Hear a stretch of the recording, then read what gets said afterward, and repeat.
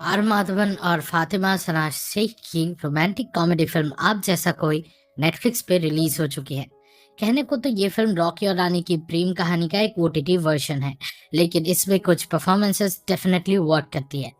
तो चलिए जल्दी से देख लेते हैं कि कहानी में क्या हुआ और क्या एक क्यूट लड़की और एक अधेड़ उम्र का नर्डी लड़का एक दूसरे के साथ रह पाए या नहीं। ऐसे ही दूसरे वीडियोस देखने के लिए और हमसे जुड़े रहने के लिए चैनल को सब्सक्राइब कीजिए और वीडियो को लाइक और शेयर करना ना भूलें। Thank you. और एक ह्यूज स्पॉइलर वार्निंग के साथ let's move on. Shri Renu एक 42 साल का संस्कृत टीचर जो जमशेदपुर में रहता है। उसने लगभग उम्मीद छोड़ ही दी थी कि उसे कभी कोई लाइफ पार्टनर मिलेगा। उसके साथ लड़कियों के साथ इतने एम्बैरेसिंग एनकाउंटर्स हो चुके थे कि अब वो किसी से मिलना ही नहीं चाहता था। उसकी भाभी कुसुम उसे बहुत सपोर्ट करती थी और वो मानती थी कि एक दिन श्री रेणु को एक खूबसूरत लड़की जरूर मिलेगी।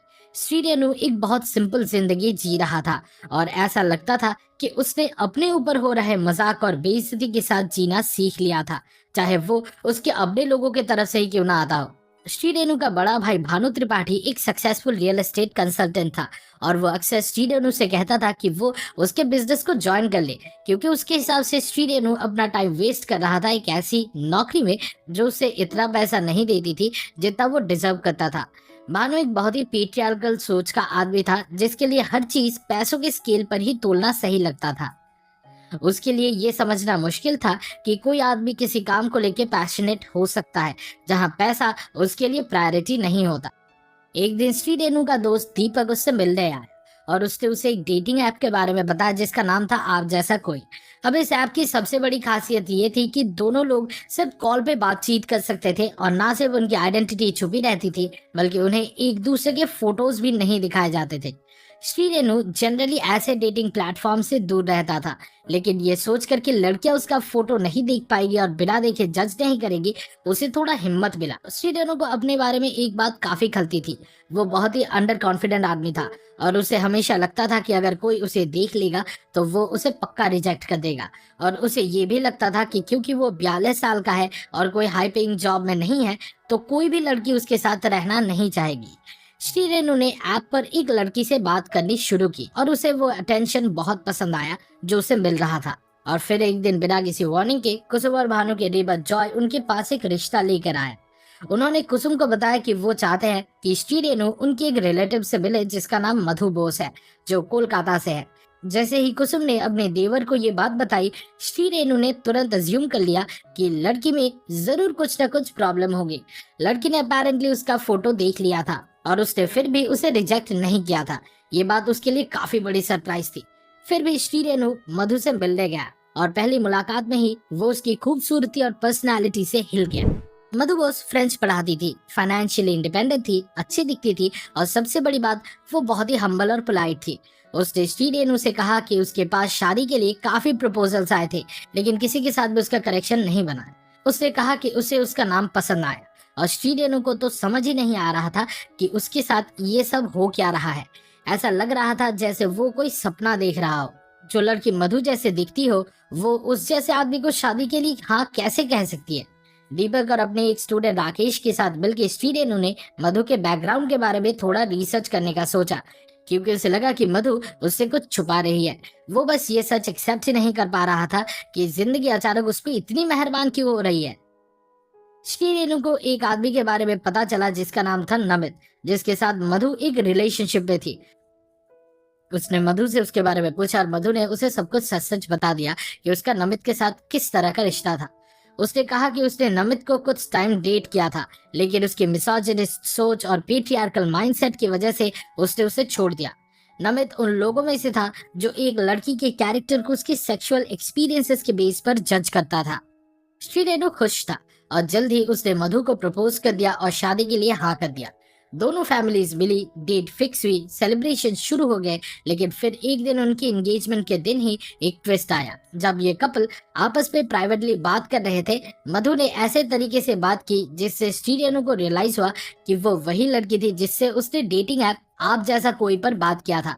किसी वजह से ये बात श्री रेणु के दिल को चुभ गई और इम्पल्सिवली उसने अपनी शादी तोड़ने का फैसला कर लिया। उसने मधु के कैरेक्टर को जज किया क्योंकि वो उस ऐप पर थी और उसने किसी अननोन इंसान के साथ एक सेक्सुअल नेचर की कॉन्वर्सेशन की थी। श्री रेणु ने मधु को कन्फ्रंट किया और उसे बताया कि उसने शादी क्यों तोड़ दी। मधु का दिल टूट गया क्योंकि उसने सोचा था कि श्री रेणु उन सभी लड़कों से अलग होगा जिससे वो पहले मिल चुकी थी, लेकिन वो भी उन्हीं के जैसा निकला। श्री रेणु को लगता था कि वो बहुत वोक है, लेकिन असल में वो भी उतना ही मिसोजिनिस्टिक था जितना कि उसका बड़ा भाई भानु। उसे एक लड़के के लिए ये ऐप यूज करना सही लगा, लेकिन जब बात एक लड़की की आई तो उसने उसके कैरेक्टर को जज किया। लेकिन कुछ वक्त बाद श्री रेणु को रियलाइज हुआ कि वो गलत था और उसने सोचा कि वो मधु से जाके माफी मांगेगा और उसे अपने साथ वापस से शादी करने के लिए मना लेगा। लेकिन उस मीटिंग के दौरान भी उसने ऐसी बात कह दी जो मधु को समझा गई कि श्री रेणु अभी भी बदला नहीं है। उसने कहा कि वो मधु के गलत काम को माफ कर देगा और ये सुनकर मधु ट्रिगर हो गई। तो बेसिकली उसका मतलब था कि मधु ने ना सिर्फ एक बहुत ही बड़ी गलती की थी, लेकिन क्योंकि श्री रेणु बहुत ही दिलदार आदमी है तो वो उसे अब एक चांस देने वाला है। उसने बड़े फखर के साथ कहा कि उसने मधु को वो सब कुछ करने दिया जो वो चाहती थी, लेकिन इस बार मधु ने अपने लिमिट्स क्रॉस कर दी थी और अब वो उसे अलाउ नहीं करेगा। मधु ने उससे पूछा कि उसे ये हक किसने दिया कि वो उसे अलाउ या डिसअलाउ करे। उसने समझ लिया कि श्री रेणु की सोच अभी भी कितनी प्रॉब्लमैटिक है। श्री रेणु ने ये सब बातें अच्छी नीयत से कही थी, बिना ये समझे कि प्रॉब्लम असल में क्या था। मानो जो कि ऑब्वियसली एक अल्फा मेल टाइप का था, बहुत गुस्सा हो गया जब उसने सुना कि उसके भाई के साथ क्या हुआ था। उसे सिर्फ एक सेकंड लगा मधु के कैरेक्टर को पूरी तरह से असैसिनेट करने में और उसकी एथिक्स और मोरल्स पे सवाल उठाने में। श्री रेणु ने बहुत ही कोशिश की मूव ऑन करने की, लेकिन वो वैसा कर नहीं पाया। उसने प्रिटेंड किया कि उनके ब्रेकअप का उस पर कोई असर नहीं पड़ा, लेकिन अंदर से वो मधु को बहुत मिस करता था। लेकिन उसकी टॉक्सिक ट्रेट ये थी कि उसे लगता था कि मधु के सामने इमोशंस दिखाना कमजोरी की निशानी होगी। दोनों फैमिलीज को वापस मिलना पड़ा क्योंकि वेडिंग वेन्यू को लेकर कुछ इश्यूज थे। वेन्यू के ओनर ने फुल पेमेंट की डिमांड की थी। भानु और श्री रेणु कोलकाता के लिए निकल गए और उस दौरान कुसुम यानी भानु की वाइफ ऑलरेडी कोलकाता में थी क्योंकि वो अपने बेटी को उसके ऑफिस ऑफ साइड ले जाने के लिए आई थी। लेकिन तभी एक शॉकिंग ट्विस्ट आया। भानु ने कुसुम को एक टैक्सी में जॉय के साथ देख लिया। कुसुम ने भी भानु और उसकी फैमिली को देख लिया और उसे पता था कि अब उसे भानु का सामना करना ही पड़ेगा और सच बोलना ही पड़ेगा। भानु तो आग बबूला हो गया और उसने कुसुम से कहा कि उसे उनकी फैमिली से माफी मांगनी पड़ेगी। उसने कहा कि उसका दिल बहुत बड़ा है और अगर कुसुम ने माफी मांग ली तो वो उसे माफ कर भी देगा। कुसुम ने भानु से कहा कि जब तक वो उसका खाना बनाती थी और घर के सब काम करती थी, भानु को फर्क ही नहीं पड़ता था कि वो जिंदा है या नहीं। कुसुम को उसकी टेंशन चाहिए थी, लेकिन मुझे नहीं लगता कि भानु ने कभी उसे एक इंडिविजुअल इंसान के रूप में देखा था। उसने भानु से कहा कि पूरी जिंदगी उसने अपनी खुद की पहचान ढूंढने में लगा दी। उसने कहा कि वो अपना बिजनेस स्टार्ट करना चाहती है क्योंकि उसे पता है कि वो बहुत ही अच्छी पिकल्स बना लेती है। उसने कहा कि जॉय ने उसे वो अटेंशन दिया और उससे फिर से एक कंप्लीट इंसान फील कराया। उसने भानु से कहा कि वो उससे नफरत नहीं करती, लेकिन वो उससे प्यार भी नहीं कर पाए।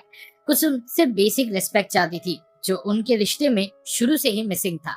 वो सिर्फ भानु के लिए एक एसेट थी जिसका काम था प्री डिसाइडेड जेंडर रोल को पूरा करना। लेकिन ये जेंडर रोल्स डिसाइड कौन करता है? ऑब्वियसली घर के आदमी लोग। ये पूरा कन्फ्रंटेशन दोनों फैमिलीज के सामने हुआ और इसने श्री रेणु को थोड़ा रियलाइज कराया कि उसने मधु के साथ क्या गलत किया था। उसने डिसाइड किया कि वो मधु के घर पर रुकेगा क्योंकि उसकी दादी एक छोटी सी एक्सीडेंट की वजह से बेहोश हो गई थी। आप जैसा कोई के एंड में श्री रेणु ने अपनी भाभी से ये भी कहा कि चाहे वो अपनी जिंदगी में कोई भी डिसीजंस ले, वो हमेशा उसे उतना ही प्यार करेगा जितना हमेशा करता आया है।